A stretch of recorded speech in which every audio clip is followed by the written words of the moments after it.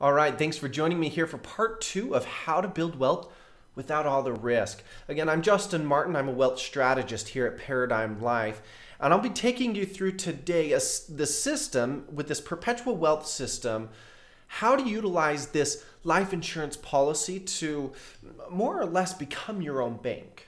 All right, so let's dive into it here. Coming down to my screen. And again, for those of you that we haven't met yet, my contact information is right here. So please give me a call, send me an email, or use this hyperlink. It's also in the YouTube video. If you click on that, it'll allow you to schedule an appointment. Okay? Let me come here to a clean screen. Now, I'm going to take a step back and let's not talk insurance policy yet. Let's not talk about family trust. Let's not talk about any of that. I just want to talk about an example of purchasing a vehicle and what you and I do and what we've been taught to do. Okay, so let me come here and let's call this screen car purchase.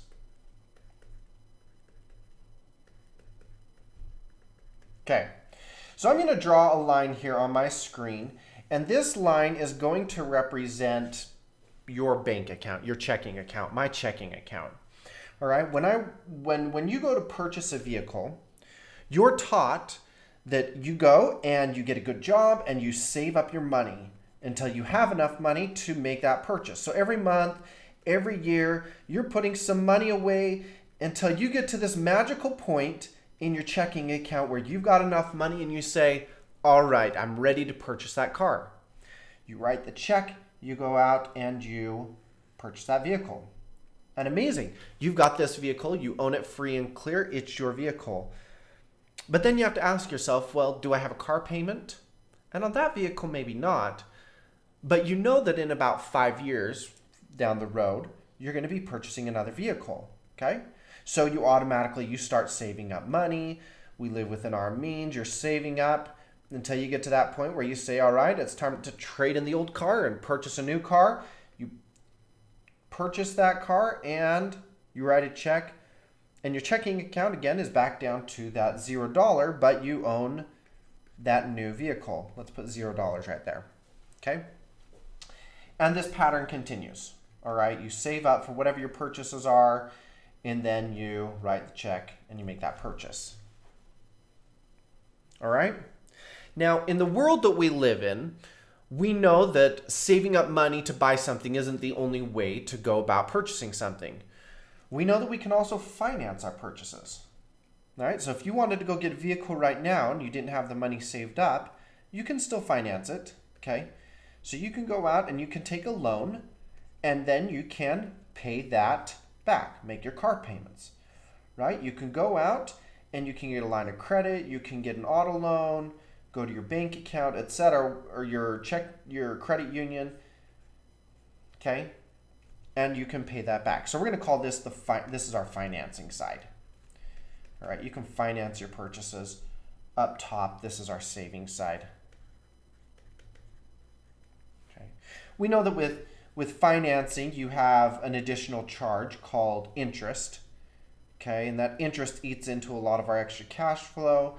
So financing, it's an option. There's good financing, there's bad financing. But at the end of the day, there's that interest that's always going to be charged to it. And who gets that money? We know the bank gets that money, right? And I guess in reality, on the savings side of all of this, we could also say that there is a cost associated with our money that we're saving in our bank account, right? And that cost would be an opportunity loss that we have, okay? If you're saving money in your bank account, what percentage of growth is your bank giving you on your money that's sitting inside that bank account? We know that savings rate is less than 1%, okay? And it's actually pretty close to 0%. So you're not really getting any growth on your money inside your checking account. However, the average inflation rate in the United States is above 3%. It's 3.22%. Okay, so if inflation and cost of goods is going up 3.2% every year, but your money's only growing less than 1%, you're actually losing out. Okay, we know that a gallon of milk 5 years down the road is going to cost more than it is now, relative to how many dollars we have, right? So in reality, saving money because we're not getting that same growth in our checking account, we're actually moving backwards. And who's making the profit there? Well, the bank's also making the profit. Okay. And at the end of the day, how much money do you actually have saved in your checking account? Still $0. Okay. Now, I tell this story not to say that banks are awful and evil. It's just they've created a system that works extremely well and is very profitable. Well, what I want to teach you here is that you can become your own bank. You can be the one that's able to take advantage of those rates, of that extra money. Okay? And that comes back to our conversation from part 1 of this series. When we utilize this cash-rich life insurance policy, when we utilize this system that's been used by many dynasty families, wealthy dynasty families in the United States, you too are able to create wealth. Okay, let me show you how. Conceptually go through this. I'm going to draw a graph here, okay? And this graph is going to represent, this bottom axis, we'll say this bottom axis represents time. This top axis represents money. Now, we're going to take this same banking concept of saving and financing, but now utilize that through your life insurance policy. Okay, so here we go. You're coming along and you are putting premium payments into your insurance policy. Okay, you're building up this policy and now you're getting this cash value. All right, let me write this down. You're getting this cash value inside of your insurance policy that's growing every single year. And we hit this compounding growth with that cash value. Okay, pretty incredible system. Guaranteed that you're getting that growth. Now, cash value, we know you have 100% access to cash value. It's your money and you maintain control over it. Well, let's say 5 years down the road, you all of a sudden say, hey, I'm going to go purchase a vehicle. Well, you have a lot of different options of how you can purchase a vehicle. You can, write a check from your checking account. You can get a car loan. You can get a line of credit. Or you can use your cash value from your insurance policy. You can take a loan against your insurance policy and then pay that loan off. Or in other words, we could say, well, let me finish my stairs here.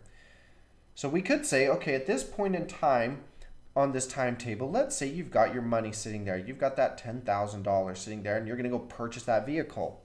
Well, you got $10,000 in cash sitting inside your insurance policy. Take a loan against it and then pay that loan back. Now, here's one of the miracles of this entire system. When you take a loan against your insurance policy, that doesn't affect the cash value of your policy. Okay? That cash value continues to grow uninterrupted. All right? There is no disruption in this compounding curve. Every time you go to take a policy loan, it's the insurance company that's sending you money from their reserve account at the insurance house, but they're not touching your cash value. They're still giving you that growth every year. So in other words, we could say you have now leveraged your dollar in a very safe way. You've got $1 that you've put into your policy in the form of a premium payment, okay? But you now have $1 of cash value that's growing. And at the same time, you have $1 that you've been able to go and loan out. Okay? And this system will continue. You're purchasing those vehicles. Maybe you're going to get into real estate investing and you're doing your real estate investing. Maybe you're purchasing gold and silver. Maybe you're buying cell phone towers. Maybe you're buying freeway billboard signs. Whatever your investment philosophy may be, you continue this system. But the cool thing is, the whole time, you still maintain that cash inside of your insurance policy, and you've been able to utilize this money all along the way. Okay? Or if we compared it to a traditional retirement plan, if you're plugging away money into your IRA or 401k, it's not as easy to get access to that money, right? Things happen. Well, this kind of a system, as you're plugging it in, it allows you to maintain access to that money, okay? Well, at the end of the day, you hit retirement age, and all of a sudden we say, okay, here you are, you're at retirement. Let's say retirement's right here. Dun, dun, dun, dun. Let's put that flag again. Here's your flag in the summit of that mountain that we talked about last time. Okay. This is retirement. Well, the beauty of this is your account value is not $0 like we just looked at in this example right up here. Okay. It's not this $0 amount. Instead, it's this value, whatever this value is, up here now at this point in time. Okay. So pretty phenomenal system that you're able to create here as you become your own banker, as you're able to utilize this insurance policy to bank on yourself. And then from the legacy standpoint that we talked about with your family trusts last time, there's also one other dollar we need to put on here, and that is your death benefit. Okay.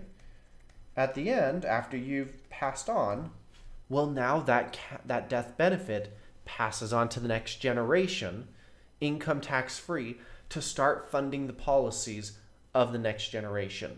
You've now created that same system that Walt Disney's created, that the Kennedys have created, that all these dynasty families have created, and you've been able to do it too. Okay.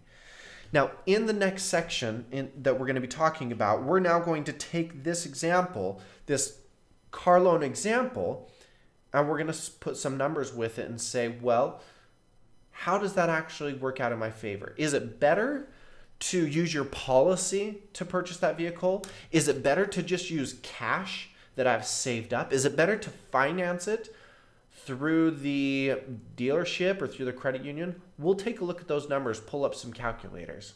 All right. So join me for part 3. And again, if we haven't met yet, make sure you do. Give me a call, send me an email, or go online at this hyperlink and you can set up an appointment directly with me there. Okay. Thanks for joining me, and we will see you in part 3.